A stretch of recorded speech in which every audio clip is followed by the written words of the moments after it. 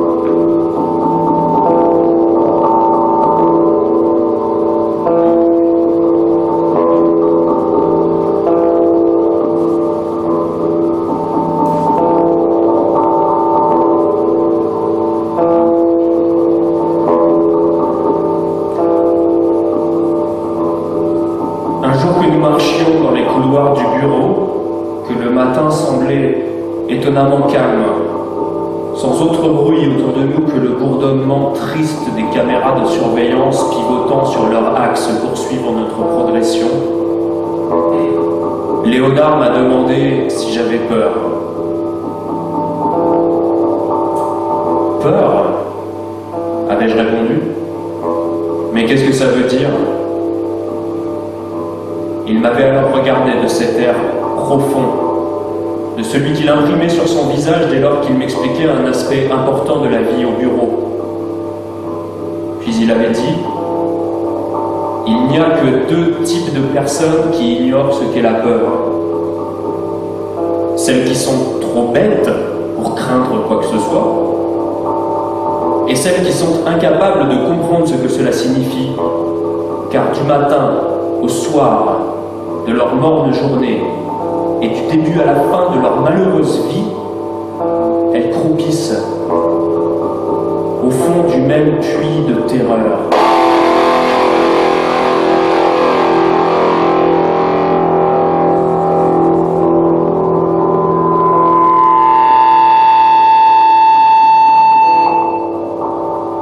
Quand je suis arrivé dans le bureau, 5 jours ont eu le temps de passer avant qu'on ne m'adresse la parole.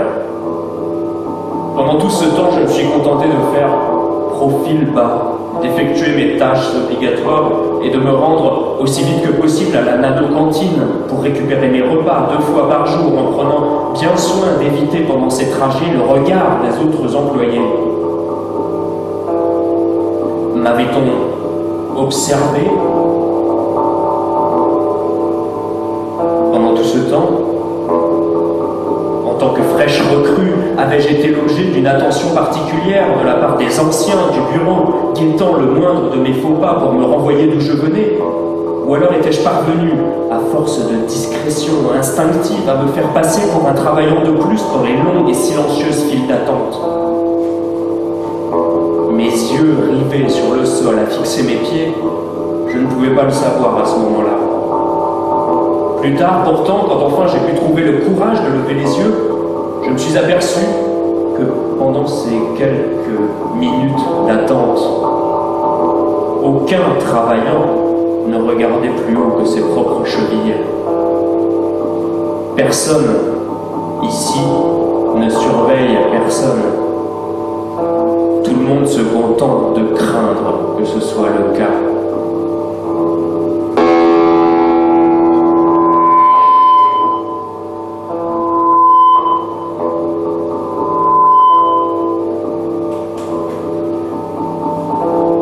La nuit, je ne dormais que d'un œil.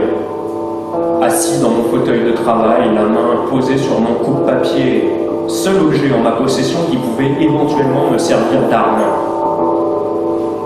Ça n'est que bien plus tard que je compris la raison de ce sommeil agité. L'open space, l'espace ouvert. Voilà ce qui me tourmentait. Une sensation, une menace, une absence. Pendant toute mon enfance, dans la nurserie collective, j'avais ma propre chambre, 4 murs, une porte et surtout un plafond. Mais dans le bureau, sans plus aucun plafond, la boîte s'ouvrait soudainement. Le coffre-fort était forcé et l'ennemi à tout moment pouvait pénétrer. Dès mon premier jour dans mon box, j'ai développé sans d'abord m'en rendre compte cette sourde paranoïa qui n'a fait que s'amplifier semaine après semaine, mois après mois, année après année. D'après Léonard, cette méfiance automatique, cette sensation de menace permanente, c'était elle justement qui m'avait sauvé les premiers temps. Car d'après lui, un travaillant qui n'est pas paranoïaque est un travaillant mort.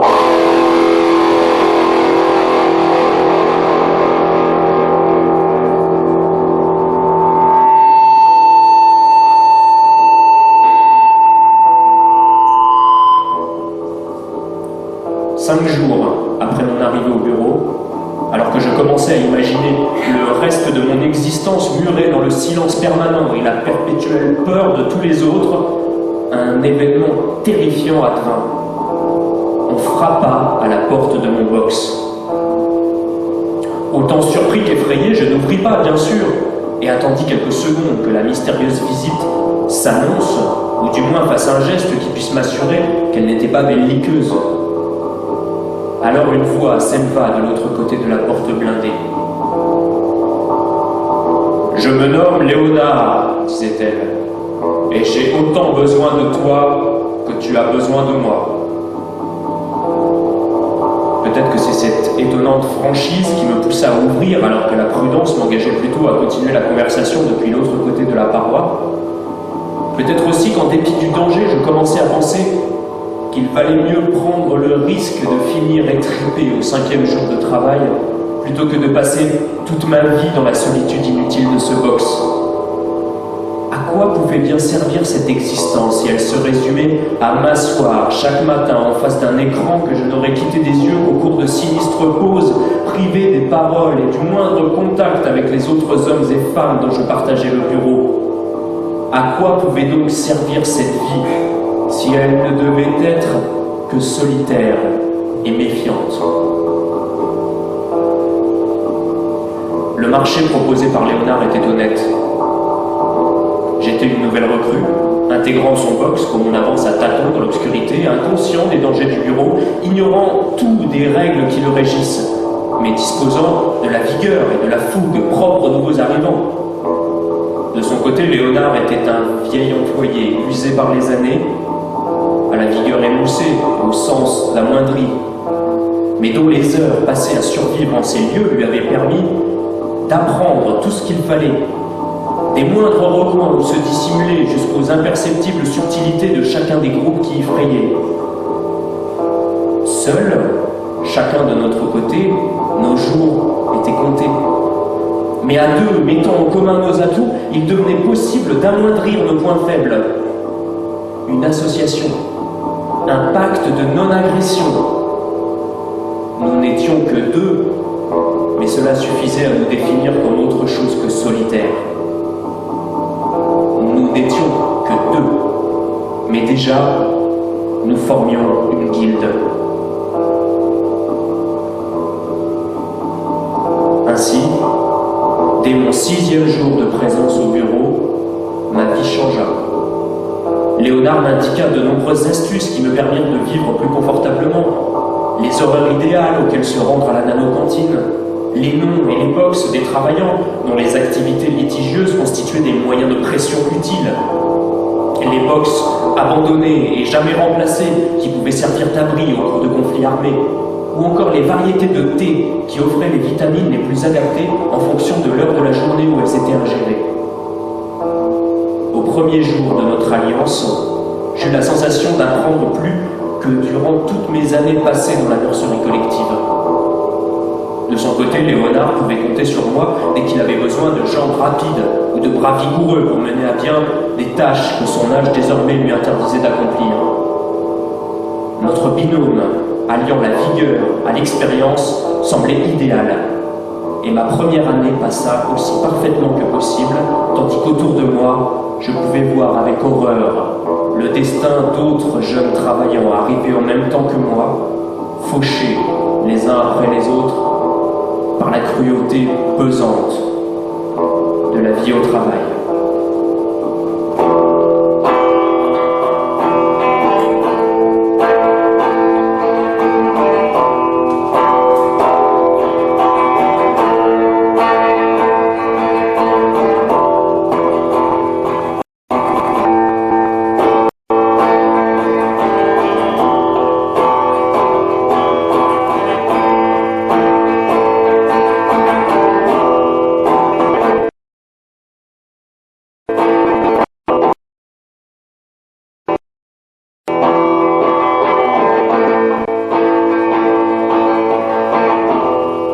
À peine senti.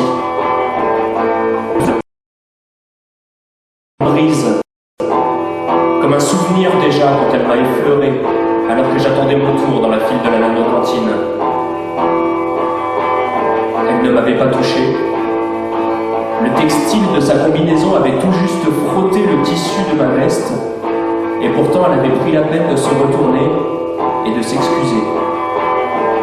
J'ai levé les yeux sur son visage, et je l'ai d'abord cru meurtri, martyrisé dans quelques combats.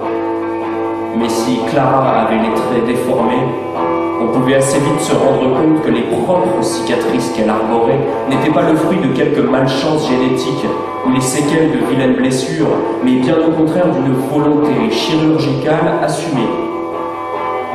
Le résultat était particulièrement déstabilisant et sa face était à ce point singulière qu'il me fut bien impossible, lors de cette première rencontre, de savoir si elle me souriait ou non. J'en avais malgré tout déduit que son attitude ne pouvait pas être hostile, puisque rien ni personne ne l'obligeait à faire des excuses. En fait, elle aurait pu tout simplement passer son chemin et s'épargner ainsi le risque de tomber sur un travaillant dont la nervosité pouvait faire dégénérer une situation originellement banale. Après un dernier mouvement de tête que j'interprétais comme un salut poli, elle tourna les talons et disparut au coin du couloir. Pendant 2 mois, et malgré les coups d'œil furtifs que je jetais régulièrement au moment de prendre mes repas, je ne l'ai pas revue.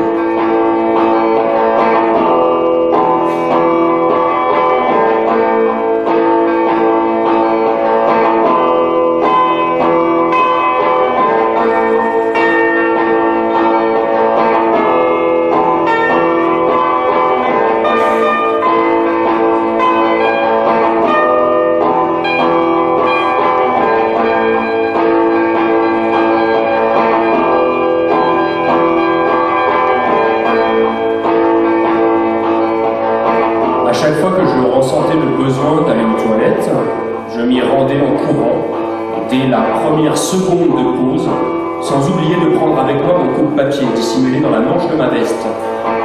Léonard m'avait raconté comment certaines guildes s'étaient faites une spécialité de piéger les toilettes pour les malheureux retardataires.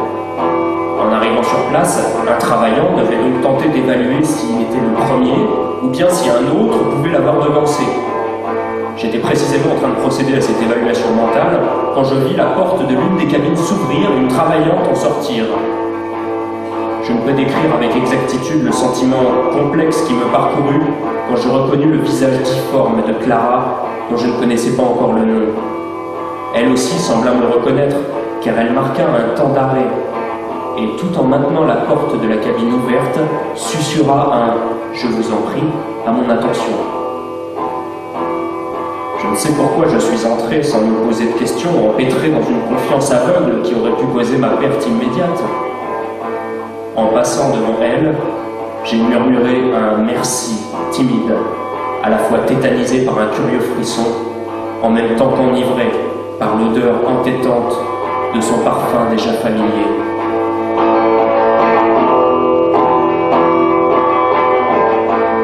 C'est à l'occasion de notre troisième rencontre, qui eut lieu 3 semaines après cet épisode de toilette, que Clara et moi échangeâmes enfin plus que 2 mots conventionnels.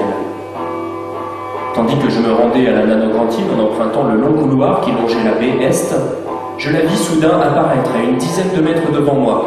Elle baissait la tête et marchait dans ma direction, mais ne semblait pas m'avoir remarqué. J'ai donc attendu que nous ne soyons plus qu'à 2 ou 3 mètres l'un de l'autre pour lui adresser la parole d'une voix aussi basse qu'il me fut possible. « Nous nous sommes déjà vus, n'est-ce pas ?» demandai-je, faussement naïf. Elle s'arrêta sans lever les yeux, puis exécuta un mouvement de rotation lent et théâtral qui me laissa supposer qu'elle m'avait reconnu depuis bien longtemps et se contentait simplement d'attendre que je l'interpelle. D'une voix tout aussi basse, elle me répondit alors « Aimez-vous les expériences, jeune homme ?» Bien qu'à ce moment de notre relation, je ne savais aucunement de quoi il allait être question, je répondis par l'affirmative avec une promptitude qui me surprit moi-même.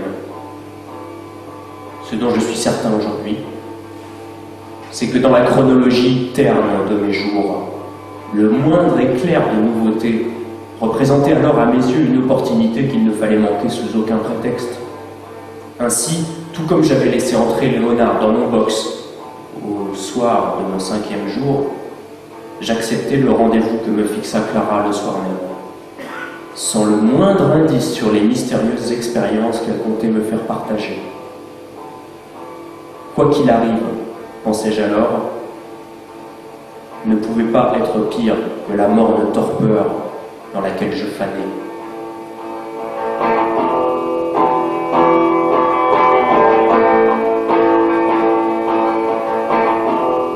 Bien que cette étrange relation avec une travaillante eût pu représenter un danger majeur pour moi-même et donc pour notre binôme, à aucun moment il ne me vint à l'esprit l'idée de partager avec Léonard l'existence de ces rencontres.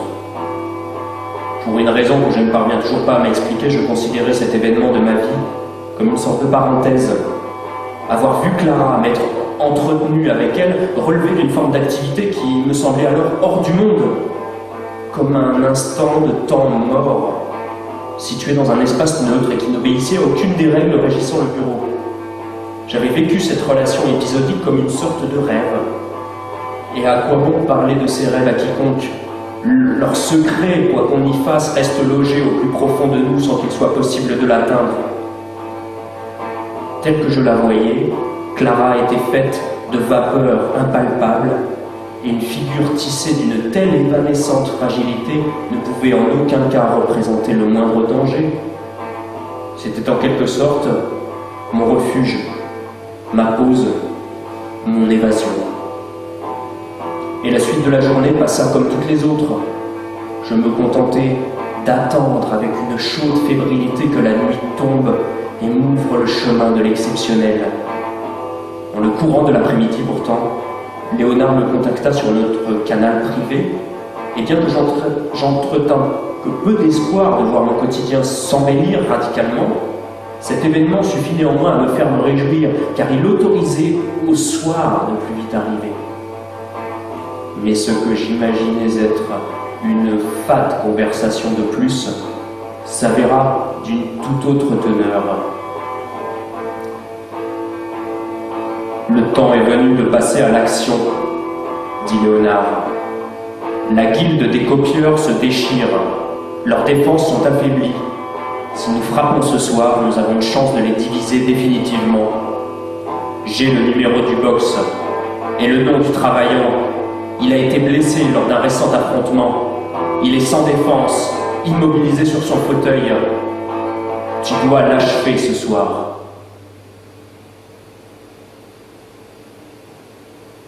J'étais terrifié.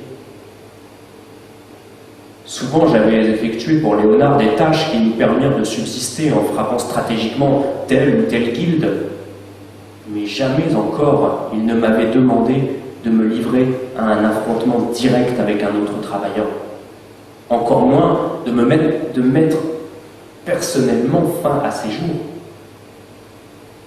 Pétrifié par l'ampleur de l'événement, j'en oubliais même pendant plusieurs heures mon rendez-vous avec Clara.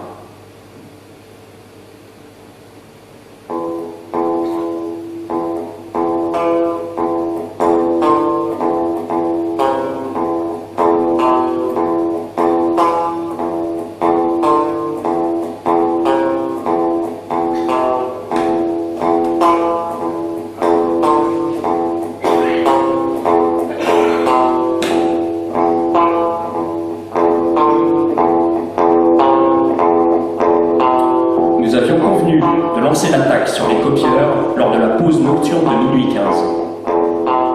Durant la pause de 21h, j'avais écouté les instructions de Léonard sans me dire, pour m'emporter malgré moi dans une action dans laquelle je ne parvenais pas à m'imaginer dans un autre rôle que celui de spectateur. Le plan était simple. Pendant que Léonard se servait du canal général pour lancer une diversion, je devais me rendre le plus vite possible dans le secteur C2, me positionner devant le box cible et installer discrètement des charges explosives sur les gonds de la porte. À minuit 25 précise, alors que Léonard se chargerait de ménager un silence durable dans la conversation du canal général, je devais lancer une grenade flash par-dessus la paroi du box, tout en faisant exploser la porte.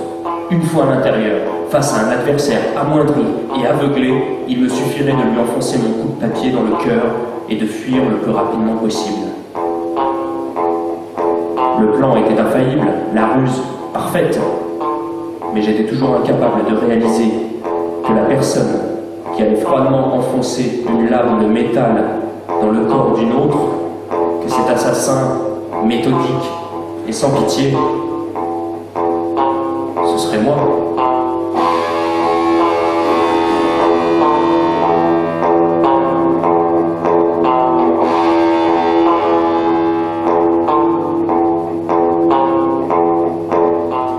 À minuit 17, parvenu bien plus vite que prévu devant le box cible, j'eus une pensée pour Clara, qui devait commencer à m'attendre, et dont je savais qu'elle m'attendrait en vain.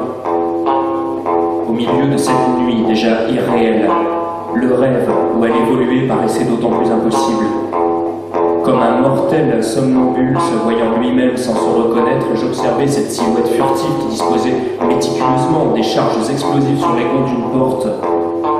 Je jetai un coup d'œil à l'horloge fixée au mur du couloir et en déduisis que Léonard devait déjà distiller sur le canal général son flot d'informations erronées.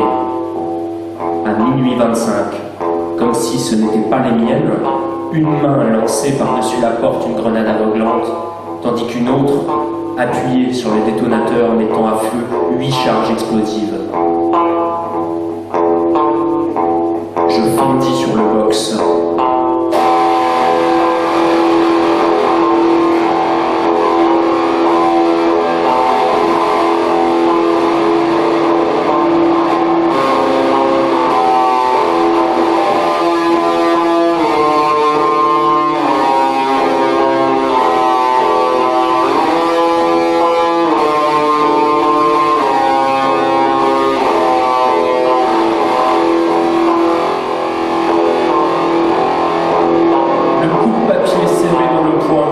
Le cœur battant comme jamais, je stoppais net ma course dès qu'il fut à l'intérieur. Le box était vide. Et avant même que le premier de mes neurones ne commence à en étudier la raison, un bruit sourd claqua à quelques centimètres de moi. Il ne me fut pas difficile d'identifier le son familier d'une grenade aveuglante, puisque je venais tout juste d'en lancer une.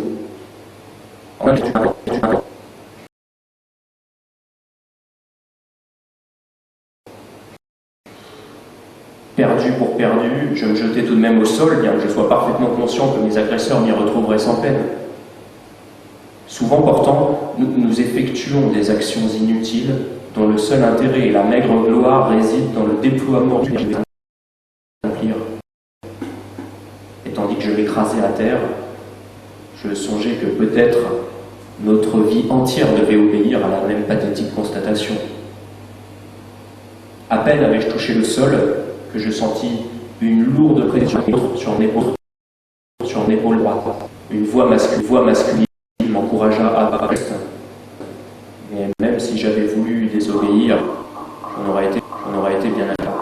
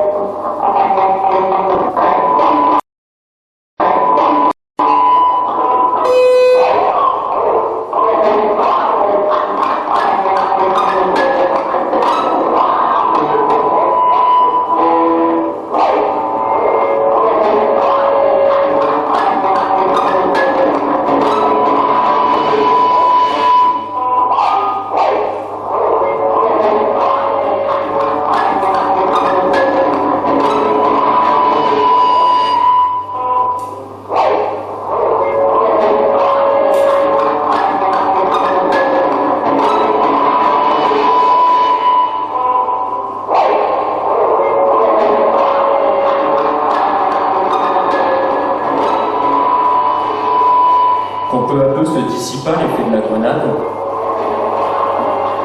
je pus distinguer celui qui m'avait maîtrisé, ainsi que ses trois compagnons. Un cinquième homme ne tarda pas à entrer dans le box à son tour, portant sur son dos un corps avachi que j'identifiais comme étant ma cible initiale, et qu'il déposa sur le fauteuil. Tout semblait sous leur contrôle.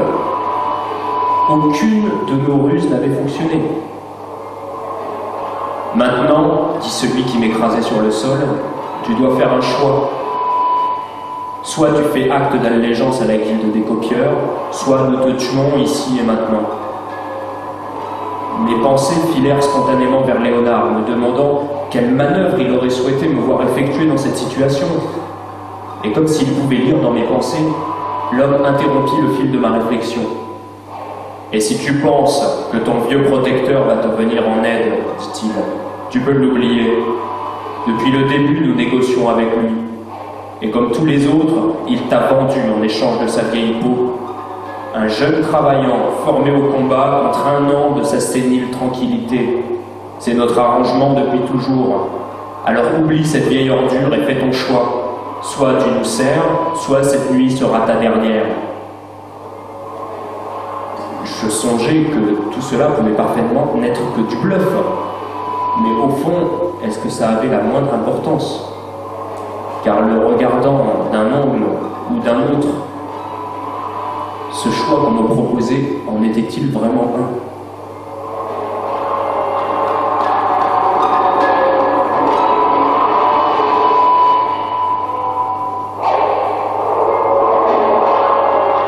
Les semaines qui suivirent, je tentais de reprendre contact avec Léonard, mais son canal privé resta invariablement muet.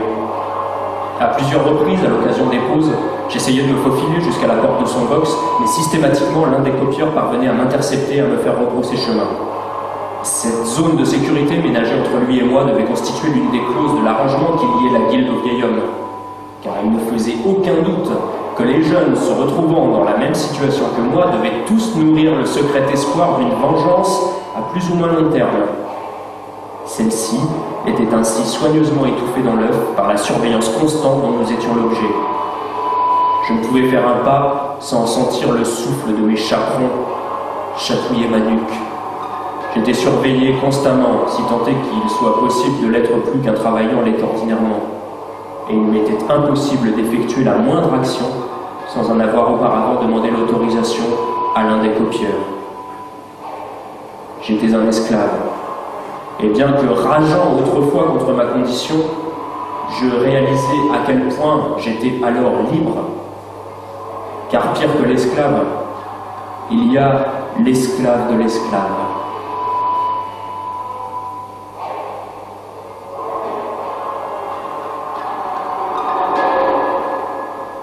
Jour après jour, mon existence s'enfonçait toujours plus dans la honte et l'humiliation. Quand je ne travaillais pas, comme le font tous les autres employés de ce bureau, on m'imposait d'effectuer de basses corvées, dont la plupart n'étaient destinées qu'à me faire comprendre jusqu'à quel degré de servitude il me faudrait encore m'abaisser. Je servais de souffre-douleur à un groupe de sauvages dont la seule légitimité était d'être plus nombreux et mieux armés que moi. La nuit, je rêvais que je trouvais le courage de m'élever contre cette tyrannie et planter rageusement mon coupe-papier dans la gorge de mes oppresseurs. Mais le moment du réveil n'en était alors que plus cuisant, redevenu le lâche et le minuscule, celui qui préférait vivre et se taire plutôt que de mourir debout. Devenu moins que rien, dépourvu de fierté au point de ne plus essuyer de ma joue le crachat de mes bourreaux, je fus secoué d'émotion en croisant à nouveau les pas de Clara dans la file d'attente de la nanocantine où j'étais chargé d'aller chercher la nourriture pour tout le clan.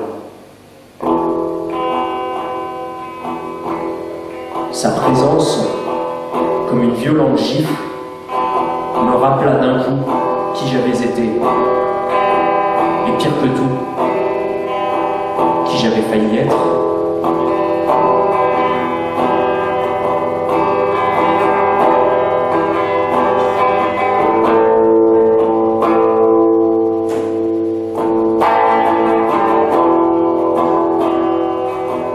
Je t'ai attendu, me murmura-t-elle, alors qu'elle s'était glissée derrière moi dans la file.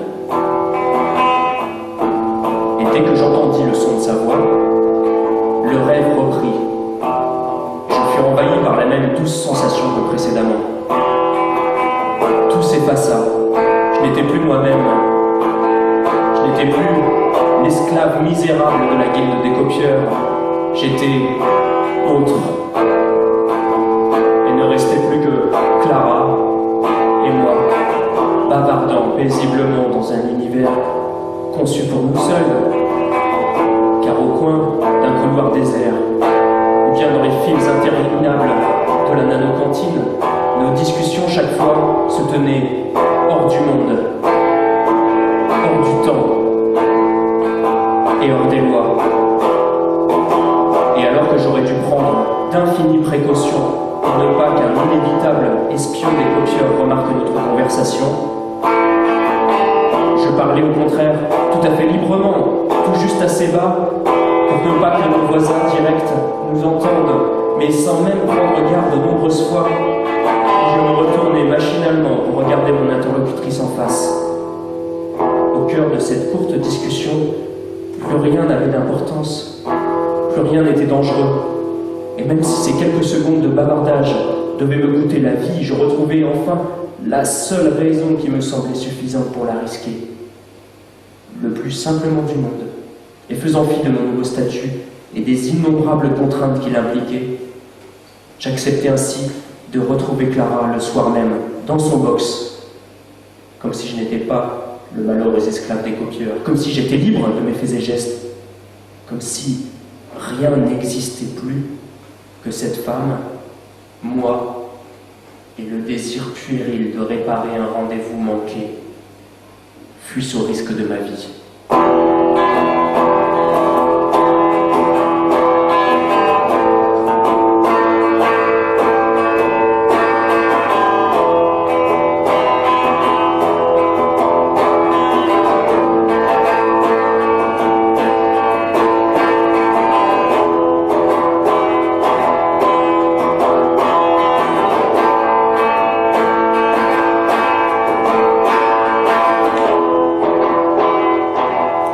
Toute la journée, j'ai regardé avec fébrilité les minutes s'égrener sur mon écran, bien que je sache depuis longtemps déterminer l'heure exacte rien qu'en observant l'épaisseur diffuse des ombres que les parois de mon box jettent sur la moquette. Puis, la pause nocturne avait sonné, et je m'étais levé instantanément de mon fauteuil, fonçant dans les couloirs sans prendre la moindre précaution, sans même prendre avec moi le précieux bout de papier. Ce soir-là, plus rien n'avait d'importance. Je ne me souciais plus des yeux qui me surveillaient, je ne me souciais plus des risques que je courais, ni des sévices auxquels je m'exposais. Ce soir-là, j'avais rendez-vous avec Clara.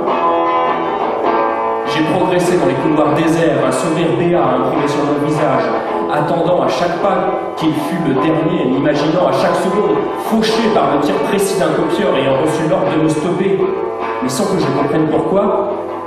Rien ne se passa et je pus atteindre le box de Clara sans même avoir ressenti la moindre présence derrière moi.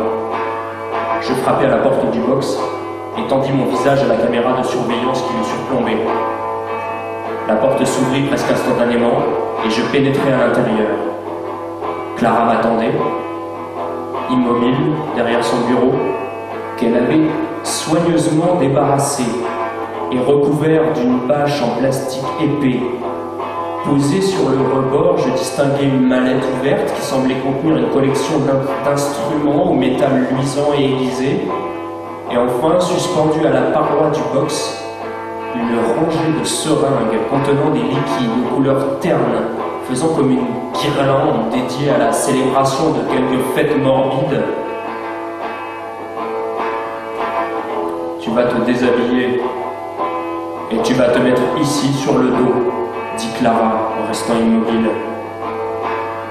Un court instant, j'entrevis la raison pour laquelle mon copieur m'avait laissé atteindre ce box. Il devait connaître les activités de Clara, et tous savaient que si j'y pénétrais, ça n'était pas une délivrance que j'allais y trouver, mais un autre calvaire. Sans perdre mon sourire, levé dans le bonheur d'être parvenu à rejoindre celle avec qui le monde s'effaçait, je quittai mes habits et m'allongeai sur le bureau. Puis je fixai ma douce tortionnaire et lui dis « Fais tout ce que tu veux, je m'en fous. » Dans le chaos de chair, de muscles et de tendons qui composait son visage, je crus déceler un nouveau sourire.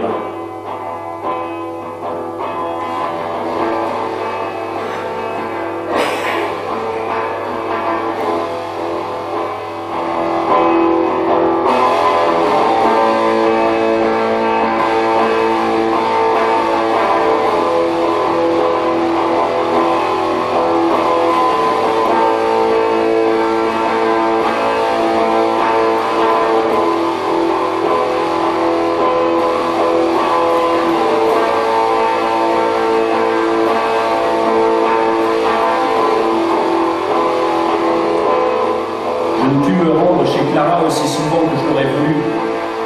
En bonne chirurgienne, elle me l'interdit souvent, préférant laisser mes chairs savourer quelques repos entre deux opérations. Chaque fois que je sortais de son box, peu de temps avant l'aube, il m'était en effet difficile de me déplacer sans m'appuyer aux parois des couloirs, pliés par une douleur qui giclait en moi au fur et à mesure que se dissipait l'effet des anesthésiants locaux. Après l'une de ces romantiques visites, il me fallait en général une bonne semaine avant de retrouver toutes mes capacités physiques. Et pendant ces périodes, étrangement, mes copieurs ne m'importunaient guère, comme si ma convalescence revêtait à leurs yeux un caractère particulier, presque sacré, comme si pour eux, mes visites fréquentes chez Clara me rendaient, temporairement du moins, digne d'une sorte de respect craintif. Ce que les copieurs ne savaient pas, c'était tout le plaisir et tout l'espoir que je retirais de ces rendez-vous nocturnes. Car si à leurs yeux, j'étais la malheureuse victime d'une maniaque, pour moi, Clara représentait à la fois un bain de quiétude piassée où j'allais me plonger pour oublier tout le reste, en même temps que l'opportunité, un beau jour, de ne jamais me réveiller d'une de ces opérations. Ma vie entière, je l'avais remise entre ses mains expertes, et chaque fois qu'elle m'injectait l'une de ces puissantes drogues, j'espérais secrètement que ce fût la dernière pour que mon cœur sec enfin s'arrête de battre sous le regard compatissant de mon héroïne.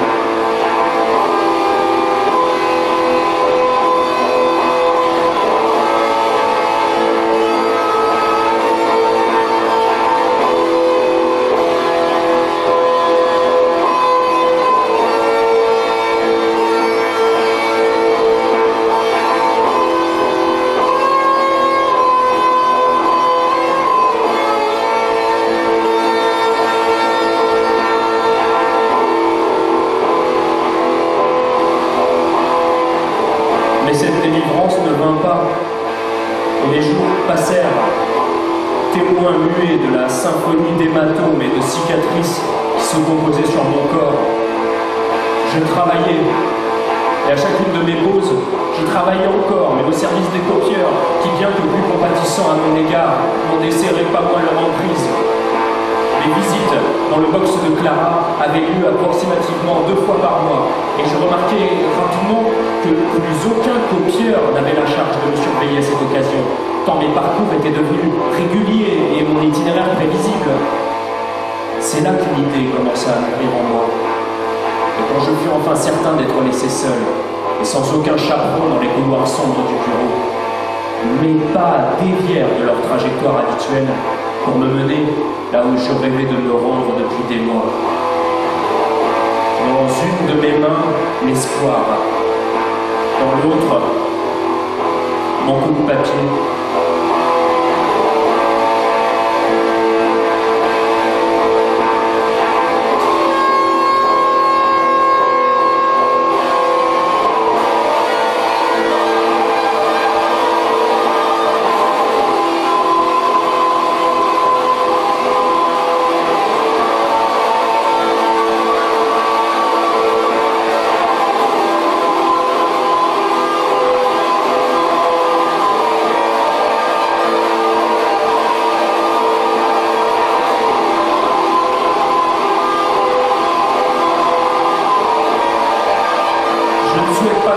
Plus d'une phrase aux derniers instants de l'abject déchet que fut Léonard, et dans la gorge duquel j'ai plongé mon coup de papier avec un infini soulagement et un bonheur duquel je m'étais cru à jamais privé. Je ne suis jamais avec certitude si les copieurs m'avaient suivi ou non lors de ce raid silencieux, mais quelques jours plus tard, les indices me laissèrent penser qu'au fond, ils m'avaient peut-être laissé faire, octroyant ainsi une forme de consolation temporaire dans la vie misérable qui contribue grandement à me faire vivre.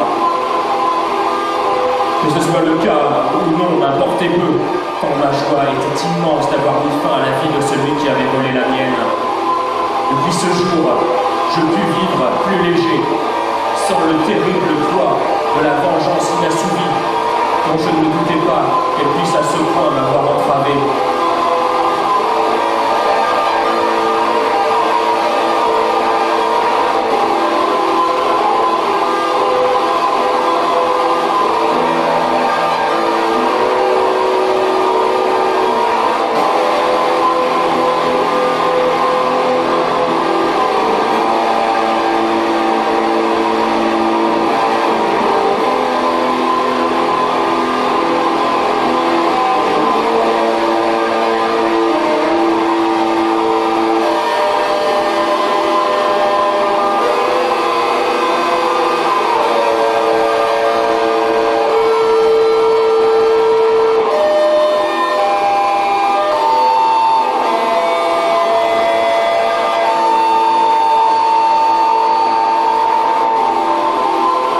Et voilà qui je suis,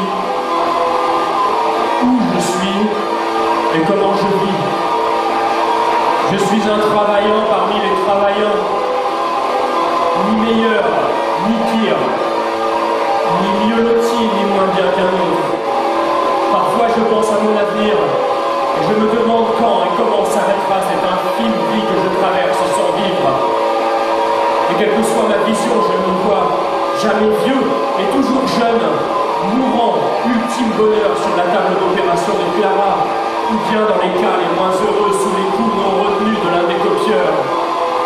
Je me vois mourant jeune, bientôt, mais je sais que cette jeunesse dont je me parle n'est rien d'autre qu'un souhait venu du fond de moi, le souhait de ne pas avoir à vivre trop longtemps cette existence misérable où ma seule joie réside dans le dosage d'une seringue. Je travaille, je suis un travailleur, je travaille beaucoup du matin au soir, comme tous mes collègues, mais plus je pense à ma vie et aux défilés sordides des humiliations qui la composent, plus je me dis que je souhaiterais travailler encore plus, sans m'arrêter, sans même dormir, car c'est le travail qui me tient à l'écart de ce monde ignoble où je pourris. C'est le travail qui me permet de ne plus penser aux horreurs que tous me font subir.